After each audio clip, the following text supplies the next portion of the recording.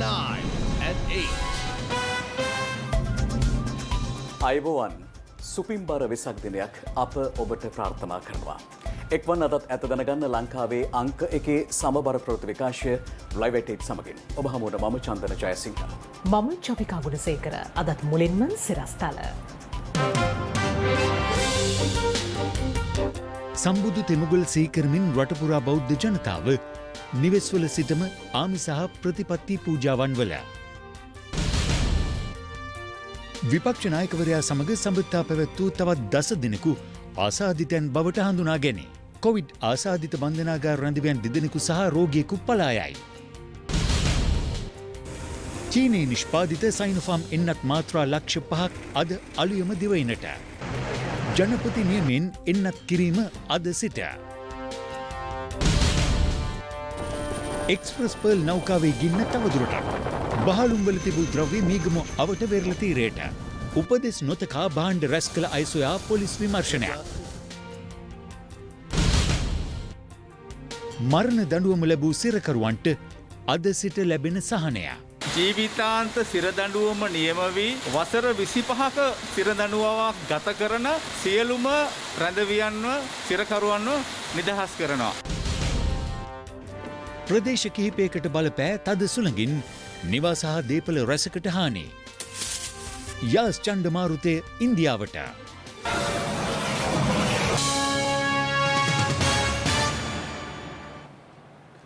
ගෞතම බුදුරජාණන් වහන්සේගේ ඉපදීම බුදුවීම සහ පරිනිර්වාණය යන තෙමකුල සිහි කෙරෙන අසිරිමත් වෙසක් පුර පසළොස්වක පොහෝ දිනය අදයි.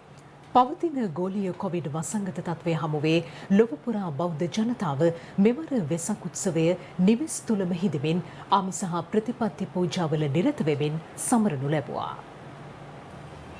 සුද්ධෝදන රජතුමාට දාව මහාමායා දේවියගේ කුසින් ලුම්බිනි සල්ලුයනේදී සිද්ධාර්ථ කුමරු මිලෝ එළිය දුටුවේ. අදවන් අසිරිමත් වෙසක් පුන් පොහෝ දිනකයි. සතර පෙර නිමිති දුටු සිද්ධාර්ථ කුමරු ගිහිගෙයි නික්ම ගොස් චතුරාර්ය සත්‍ය අවබෝධ කරගෙන බුද්ධගයාවේ ඇසතු බෝ මුලදී සියලු කෙලෙසුන් නසා උතුම් වූ සම්බුද්ධත්වයට පත් වුණා. බුදුරජාණන් වහන්සේ 80 වසක් ආයු වළඳා කුසිනාරා නුවර උපවත්තන සල්ලුයනේදී පරිනිර්වාණයට පත්වන්නේද අදවන් වෙසක් පුන් පොහෝ දිනකයි. බුදු තෙමුගුල මෙන්ම බුද්ධත්වයෙන් පසු කිඹුල්වත් නුවරට වැඩමවීම, යමාමහ පෙළහැර පෑම, තෙවන වරටත් ලක්දිවට වැඩමවීම, සමනොල ගිර සිරිපා සටහන පිහිටුවීම ඇතුළු ශාසන ඉතිහාසයේ වැදගත් සිද්ධීන් රැසක් අදවන් වෙසක් පුන් පොහෝ දිනක සිදුව තිබෙනවා. ස්වර්ණ වාහිනිය මෙවර වෙසක් පුන් පොහෝ දින ස්වර්ණ වර්ණ වෙසක් වැඩසටහන් මාලාව ගෙනෙනු ලැබුවේ කෝට්ටේ ශ්‍රී නාග විහාරස්ථානයේ කේන්ද්‍ර කර ගනිමින්. යථාර්ථය හඳුනාගන්නට ලෝකයේ මේ උදාවුණු වෙසක් පොහොය දවස අපට මඟ කියා දෙනවා.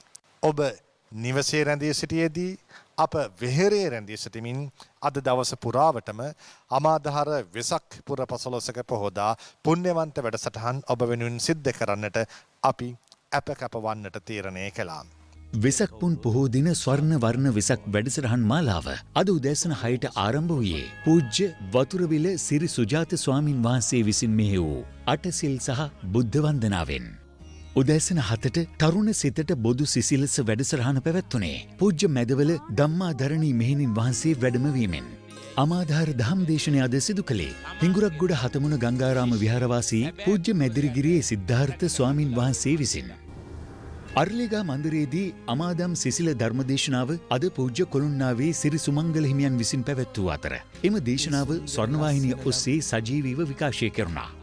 අමාධාර දහම් සභාවට පූජ්‍ය දොඩම්පාල රාහුල ස්වාමින් වහන්සේ හා පොලිස් මාධ්‍ය ප්‍රකාශක නියෝජ්‍ය පොලිස්පති නීතිඥ අජිත් රෝහණ මහතා සහභාගී වුණා.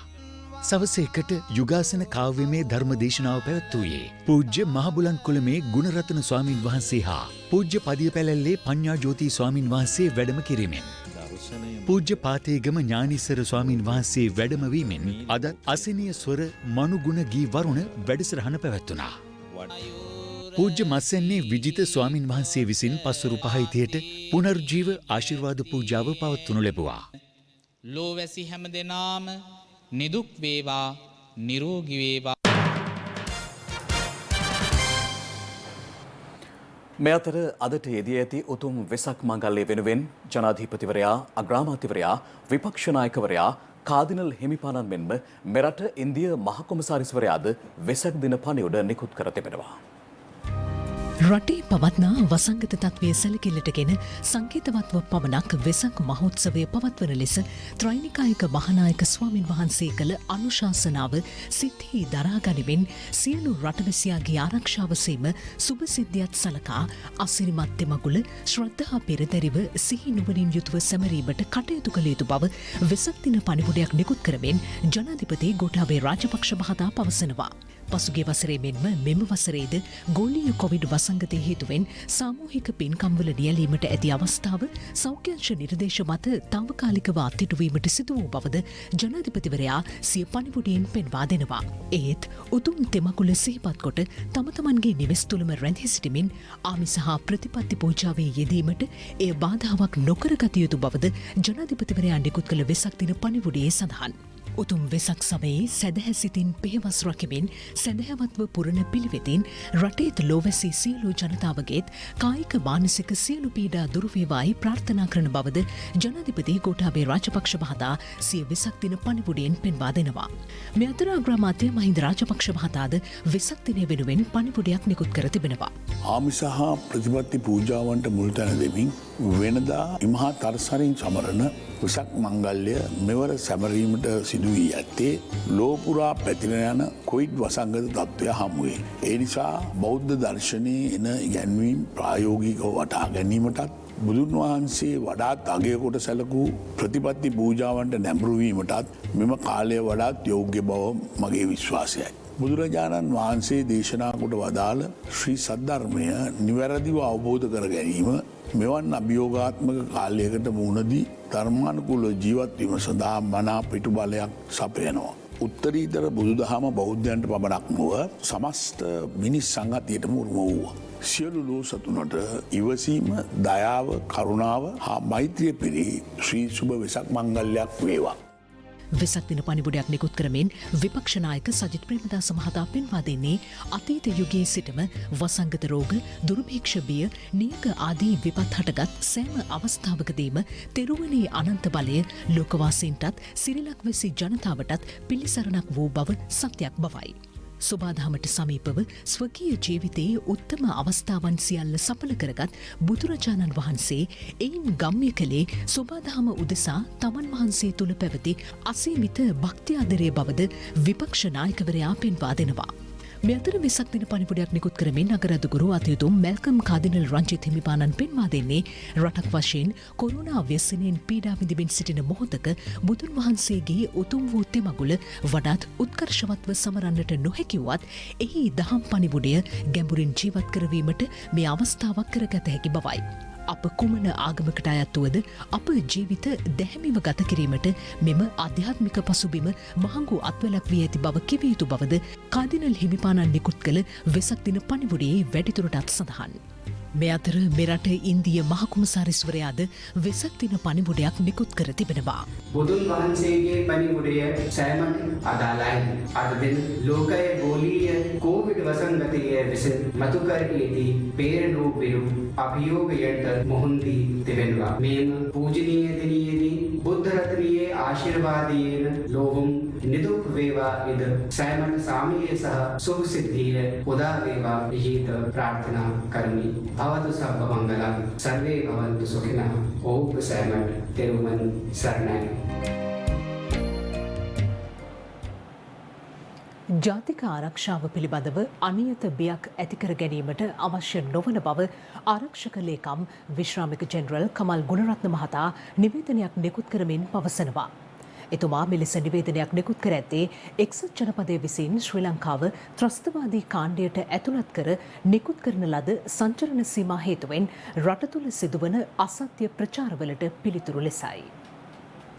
ඇමරිකා එක්සත් ජනපදයේ ශ්‍රී ලංකාව සඳහා නිකුත් කරන ලද සංචරණ සීමාවලට අනියත බියක් ඇතිකර ගැනීම අවශ්‍ය නොවන බව නිවේදනයක් නිකුත් කරමින් ආරක්ෂක ලේකම් විශ්‍රාමික ජෙනරල් කමල් ගුණරත්න මහතා පවසනවා. කොවිඩ් තත්ත්වය හේතුවෙන් ශ්‍රී ලංකාව පිළිබඳව මෙසේ එක්සත් ජනපදයේ විසින් 4 වන මට්ටමේ සංචරණ සීමා නිකුත් කර ඇතත් එහිදී ත්‍රස්තවාදී තර්ජන පිළිබඳව අඩංගු වීම එම වර්ග කිරීමේ ක්‍රියාපිළිවෙතට අනුව සාමාන්‍යයෙන් සිදුවන්නක් බවයි ඒ මහතා පවසන්නේ. එබැවින් ජාතික ආරක්ෂාව පිළිබඳව අනියත බියක් ඇති කර නොගන්නා ලෙස ආරක්ෂක ලේකම්වරයා නිවේදනයක් නිකුත් කරමින් සියලු ශ්‍රී ලාංකිකයන්ගෙන් ඉල්ලා සිටිනවා.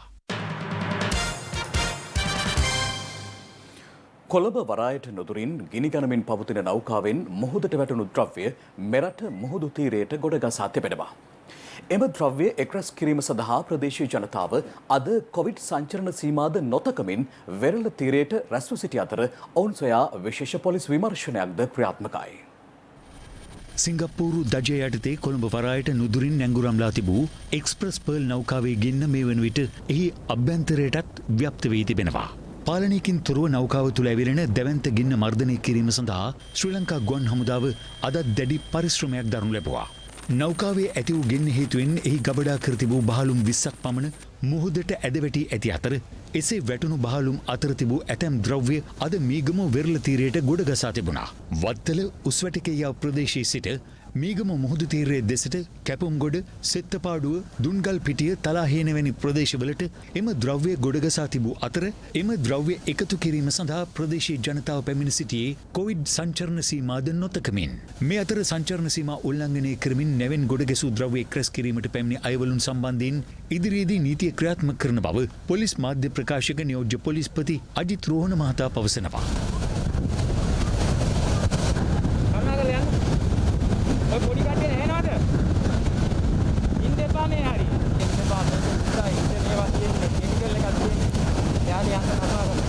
නයිට්‍රික් අම්ලය ඇතුළු රසායනික ද්‍රව්‍යම නෞකාවේ ගබඩා කර තිබූ අතර ඒවා මෙසේ වෙරළ තීරයට ගොඩගසන්නට හැකි බවට අනුමාන කරනවා.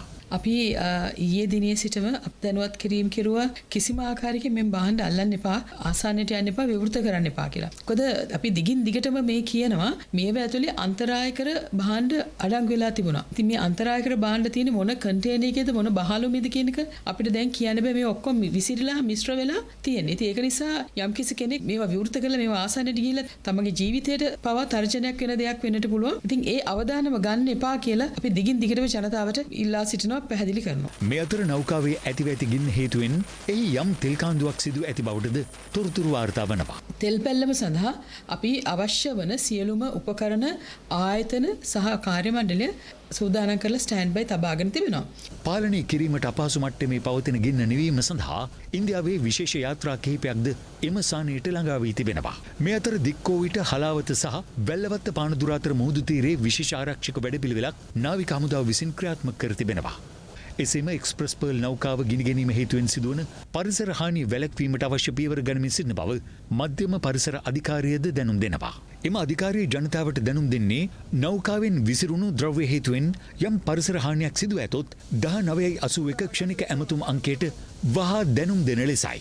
කොළඹ වරායට ආසන්න මුහුදේ අපදාවට ලක්ව ඇති නෞකාවෙන් මෙරට පරිසරයට හා වෙරළ තීරයට වන හානිය අවම කර ගැනීමට ජනාධිපතිවරයා දුන් උපදෙස්වලට අනුව පරිසර ආරක්ෂණ අධිකාරිය ආරක්ෂකාංශ සහ වගකිව යුතු රාජ්‍ය ආයතන එක්ව පුළුල් මෙහෙයුමක් ආරම්භ කර තිබෙනවා. ජනාධිපති ගෝඨාභය රාජපක්ෂ මහතා අදාළ නිලධාරීන්ට උපදෙස් ලබා දී ඇත්තේ නෞකාව අවට මුහුදේ තෙල් පැතිර යාමක් සිදු වුවහොත් පවතින කාලගුණ තත්ත්වයට මුහුණ දෙමින් එය අවම කර ගැනීමට වැඩි අවධානයක් යොමු කරන ලෙසයි. මේ නැව කිනිබත්වීම තුළ සිද්ධ වෙන අපේ මුහුදු තීරයට වෙන හානිය, ඒ වගේම අපේ පරිසරයට වන හානිය, අපේ වායු දූෂණය පිළිබඳව අපි අධ්‍යයනය කළා. ඒ සඳහා මේ නැව් සමාගමෙන් ඒ සඳහා වන වන්දි මුදල් ලබා ගැනීමට අපි කටයුතු කරනවා. වගේම මේ අංශ පිරිසුදු කිරීමට මුහුදේ ඒ තෙල් ඉවත් කිරීමටත් ඒ වගේම වෙරළ තීරයේ ඇතිවෙන ඒ විෂ ද්‍රව්‍ය ඉවත් කිරීමටත් අවශ්‍ය පියවර රජයක් විදියට මේ වෙනට ගන්න තීන්දුව කරලා තිබෙනවා. මේ අතර එක්ස්ප්‍රස් පර්ල් නෞකාවේ සිට මුදා ගැනීමෙන් අනතුරුව කොළඹ ජාතික රෝහලට ඇතුළත් කරනු නෞකා කාර්ය මණ්ඩලය අතර සිටි ඉන්දිය ජාතිකයෙකුට COVID-19 ආසාදනය වී ඇති බව අද තහවුරු වුණා.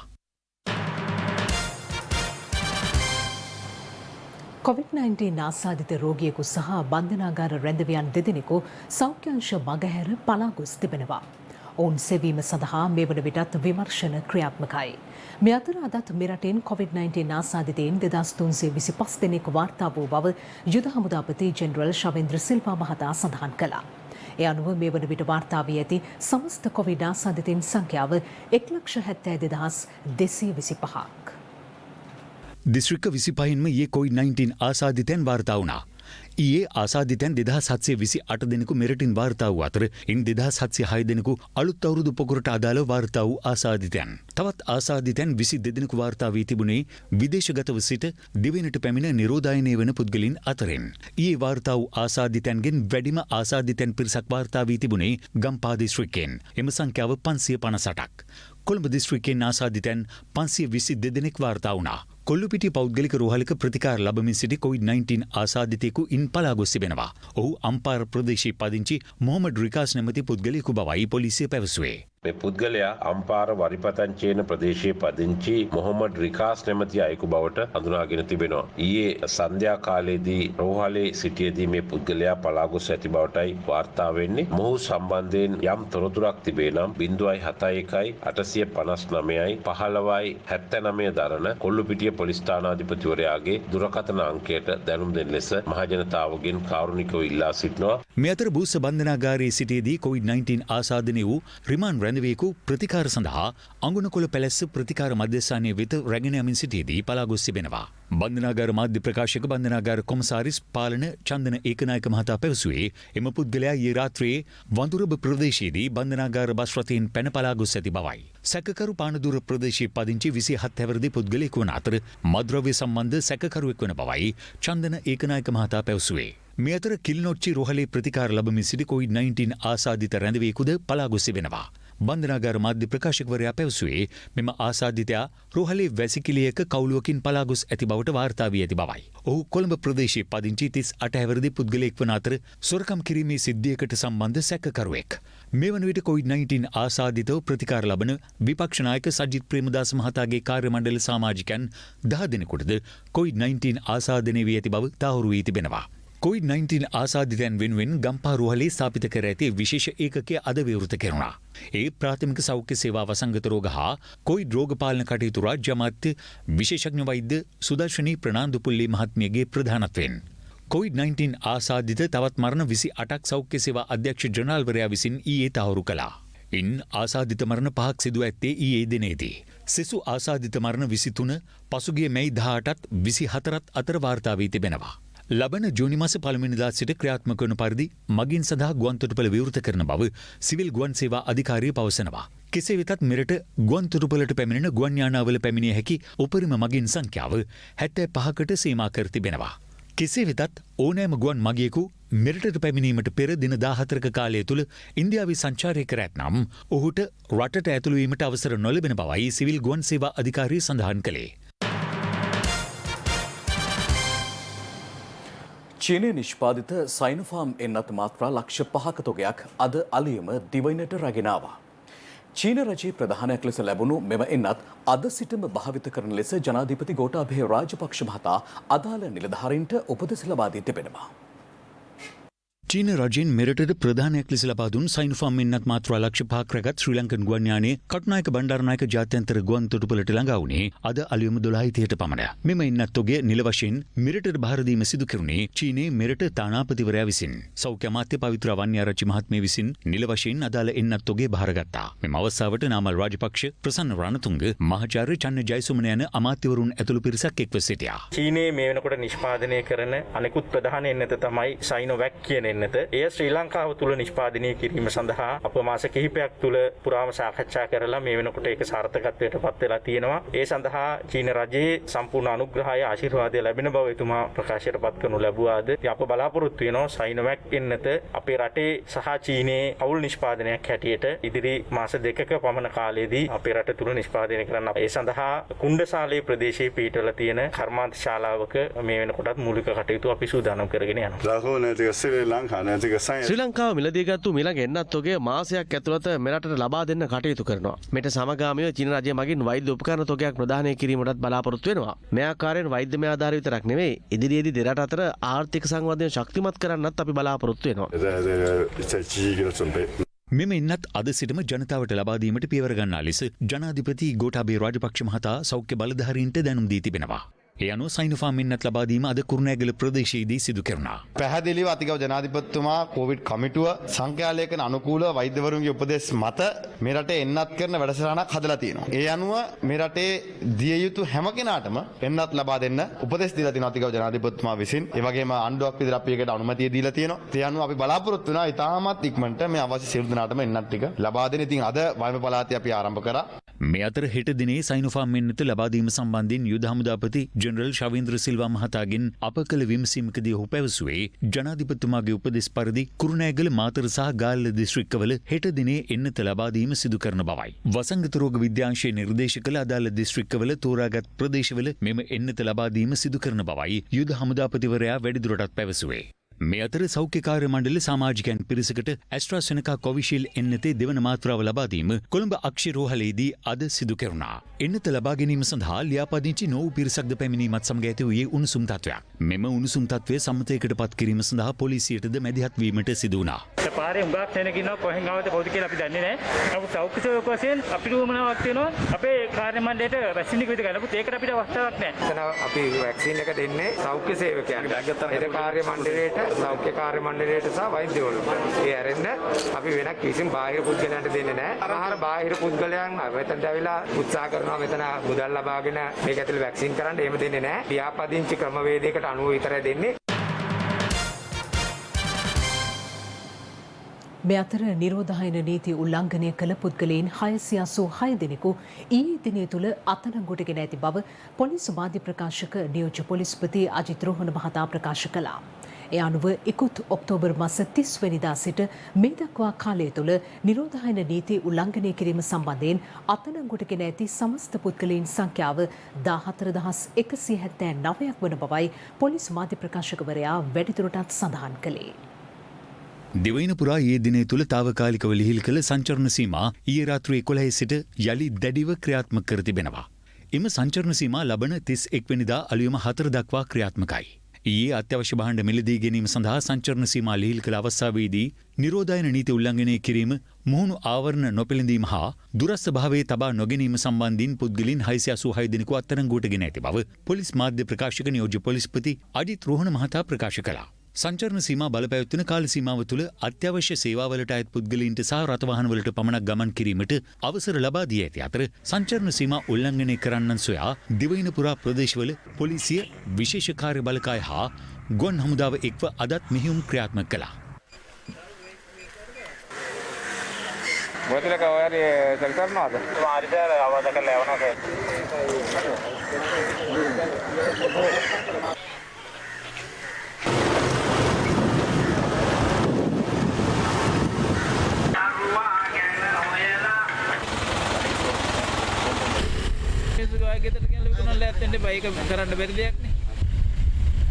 සංචරණ සීමා උල්ලංඝනය කරන්නන් සොයා අද යාපනයේද පොලිසිය හා විශේෂ කාර්ය බලකාය එක්ව විශේෂ මෙහෙයුමක් දියත් කළා.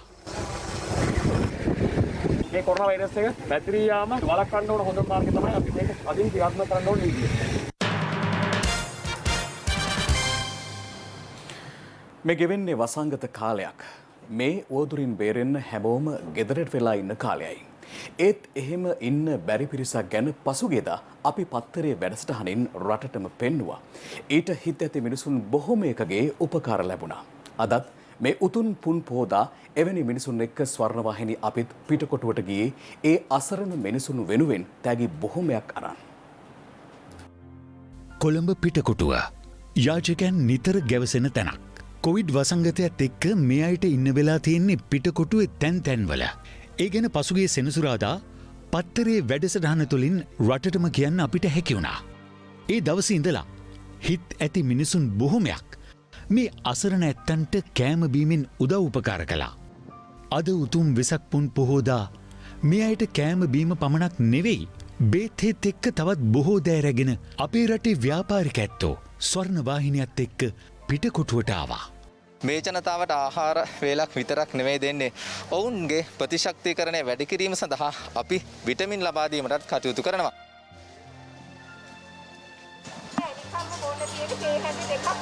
ස්වර්ණවාහිනියේ මැදිහත්වීම තුළ පරිත්‍යාගශීලීන් විසින් ප්‍රදානය කරපු ආහාර, බෙහෙත් ද්‍රව්‍ය, අතුරුපස, ජලය, රෙදි පිළිත් ලබා දීමත් දවසේ සිදු කරා. කිසිවෙකුගේ හවුහරණක් නැතිව ජීවත් වූ මේ අයට ස්වර්ණ වාහිනියේ මැදිහත්වීමෙන් ලැබුණු මේ සත්කාරය ගැන ඔවුන්ගේ හදවතේ නැගුණු සතුටයි මේ.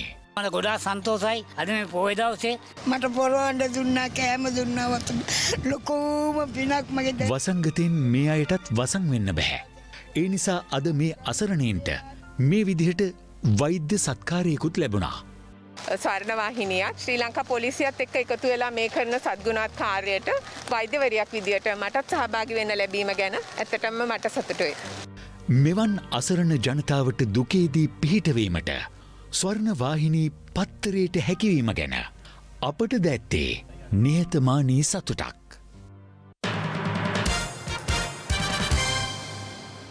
නව නීතිපතිවරයා ලෙස ජනාධිපති නීතිඥ සංජය රාජරත්න මහතා අද පස්වරුවේ ජනාධිපති ගෝඨාභය රාජපක්ෂ මහතා ඉදිරියේ දිවුරුම් දී තිබෙනවා. ඒ ජනාධිපති කාර්යාලයේදී. සංජය රාජරත්න මහතා අද දිවුරුම් දුන්නේ මෙරට 48 වන නීතිපතිවරයා ලෙසයි.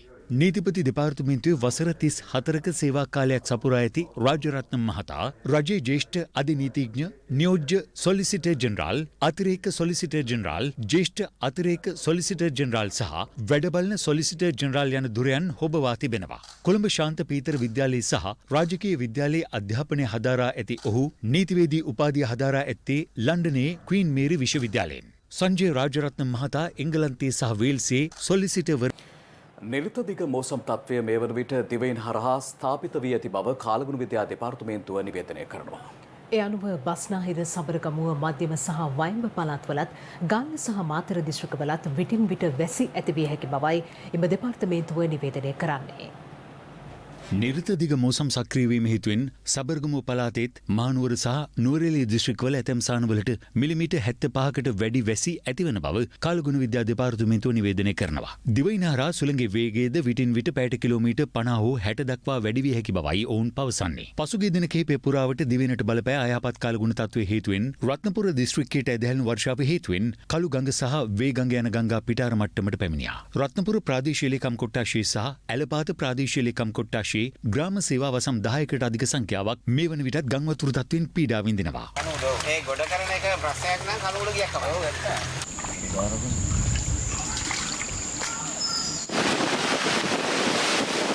මේ අතර අද උදෑසන 11:30ට පමණ මහා වර්ෂාවත් සමග හමා ගිය සුළං හේතුවෙන් රත්නපුර සමන් දේවාලය අසල ග්‍රාම සේවා වසමේ නිවාස කිහිපයකට හානි සිදු වුණා.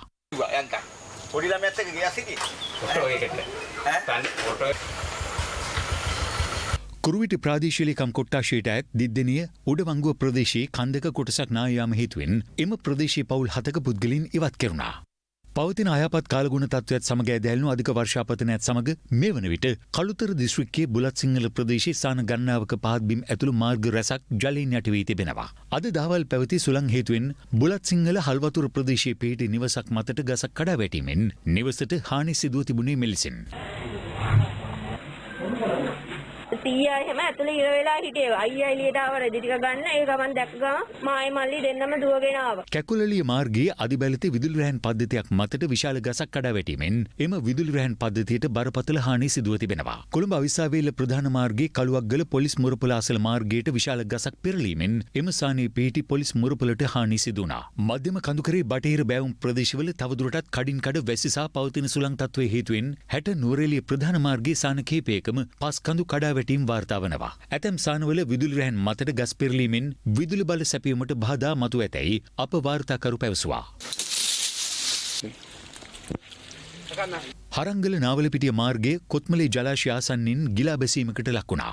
ආපදා කළමනාකරණ මධ්‍යස්ථානයේ පැවසුවේ මහවැලි අධිකාරී ජලාශ භාර ප්‍රධාන ඉංජිනේරුවරයා සමග කළ සානීය පරීක්ෂණයෙන් තහවුරු වී ඇත්තේ මෙමගින් කොත්මලේ ජලාශයට හානියක් හෝ බලපෑමක් නොමැති බවයි. ඊයේ රාත්‍රියේ සිට වැලිමඩ ප්‍රදේශයට බලපා ඇති අයහපත් කාලගුණ තත්ත්වයේ හේතුවෙන් ඌව පරණගම හා වැලිමඩ නිවාස 15කට හානි සිදුව තිබෙනවා.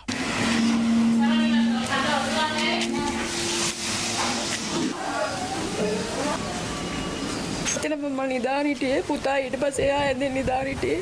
ඉතින් කඩාගෙන වැටුණා ගම. මේ අතර තද සුළං සමග සිදු වූ ගස් කඩා වැටීම් හේතුවෙන් පාරිභෝගිකයන් 76,000කට අධික පිරිසකට විදුලි බලය බිඳ වැටී ඇති බව විදුලි බල අමාත්‍යාංශය පැවසුවා. එම අමාත්‍යාංශය පැවසුවේ මේ වන විට බිඳ වැටුණු විදුලිය සම්බන්ධතා යථා තත්ත්වයට පත් කිරීමට කටයුතු ද ඇති බවයි.